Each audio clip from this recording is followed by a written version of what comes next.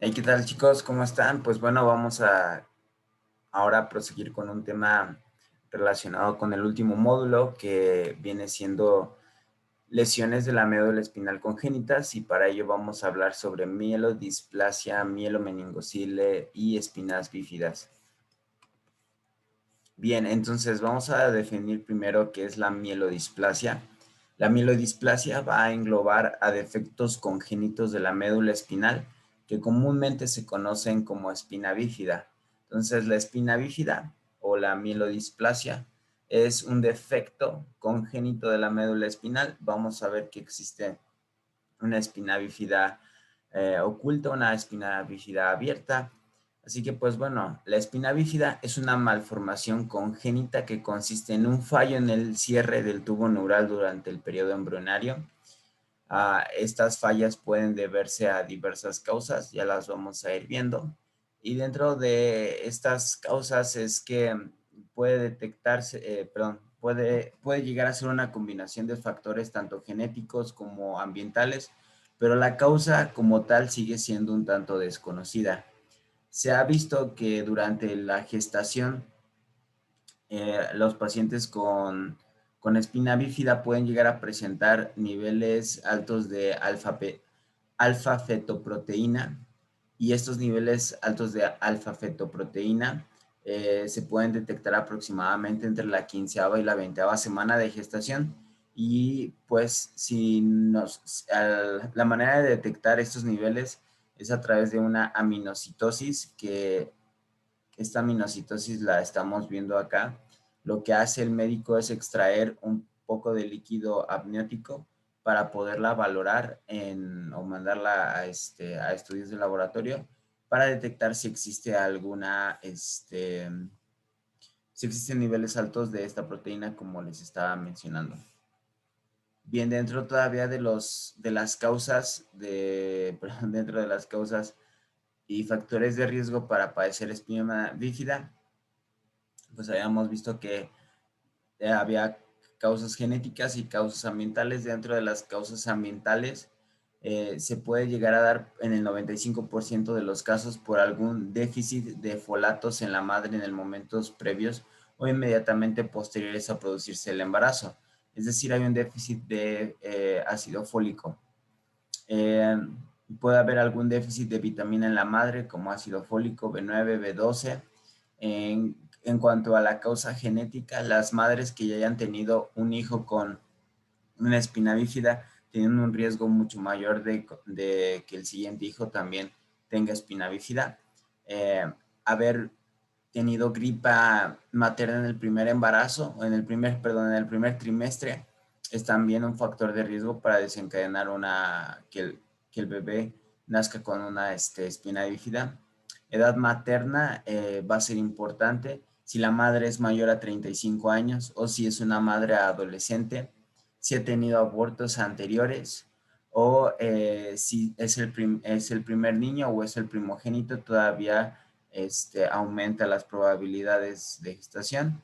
Pues bueno, yo no me voy a detener tanto en cuanto a la embriología porque según yo ya, ya vieron un poquito sobre el tema con el profesor Said, pero nada más para recordar que lo que es el tubo neural va a ayudarme a formar lo que va a ser mi sistema nervioso central.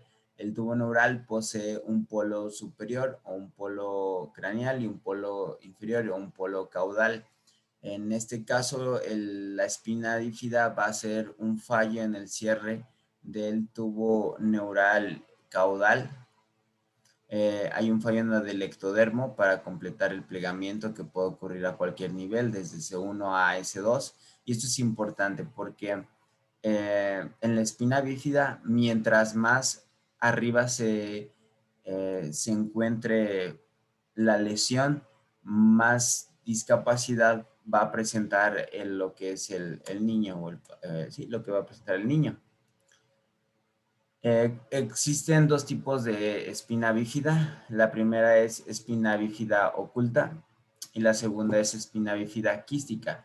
La espina bífida quística abarca lo que es la meningocele, mielomeningocele y lipomeningocele. ¿Qué es una espina bífida oculta? La espina bífida oculta, permítanme tantito, ahí está. La espina bífida oculta es una malformación benigna, es de las más benignas porque realmente lo que sucede es que no hubo una buena fusión de los arcos vertebrales y entonces al no haber una fusión de los arcos vertebrales, pues realmente no suelen presentar los pacientes alguna sintomatología o algún signo neurológico. De hecho, ya se llega a detectar hasta la etapa juvenil.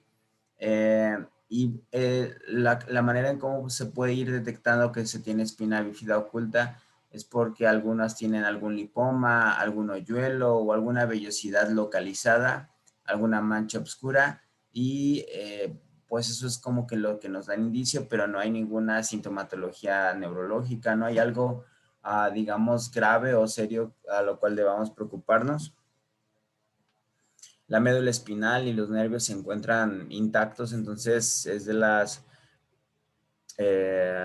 lesiones congénitas de médula espinal más benignas que vamos a encontrar. Luego tenemos la espina bífida abierta o quística, que es en donde ya vamos a encontrar alguna lesión. Y es que es espina bífida abierta, engloba todas aquellas anomalías en las cuales se da un cierre en el tubo neural.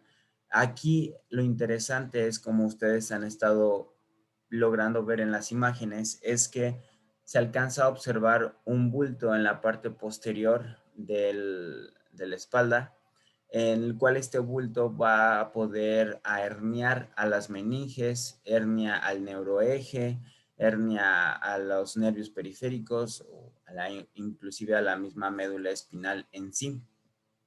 Y es más o menos como lo que estamos observando aquí en las imágenes.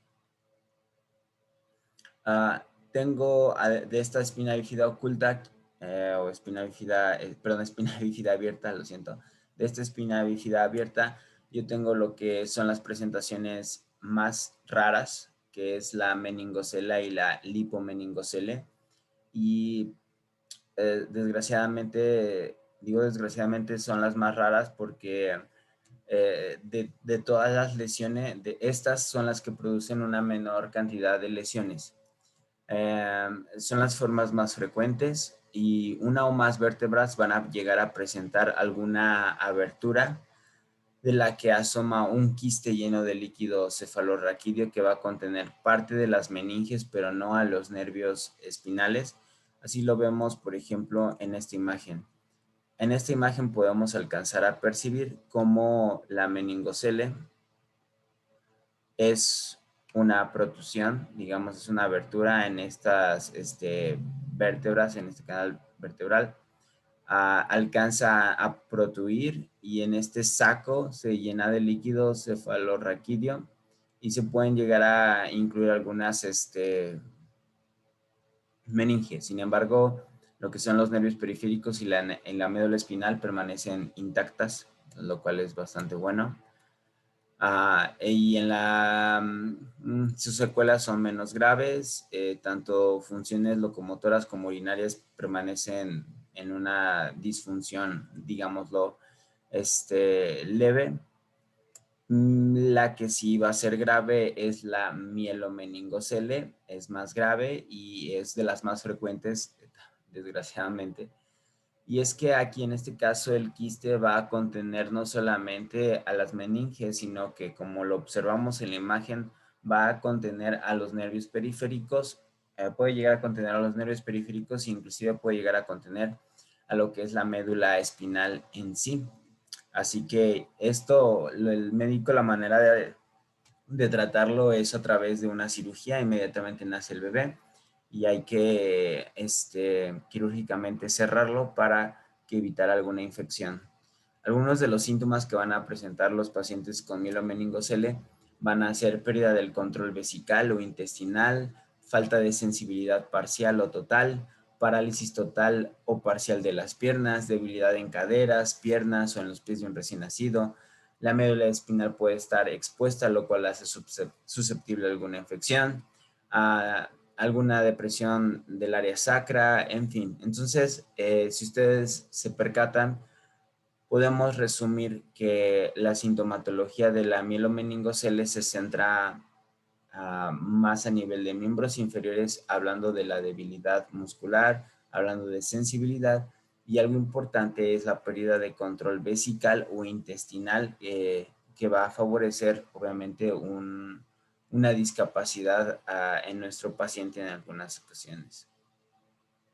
En cuanto a los exámenes y signos que se pueden llegar a realizar o para detectar el paciente, pues como les había dicho, lo primero es hacer algún estudio de amniocentesis, que es en la que se llega a extraer líquido cefalorraquídeo.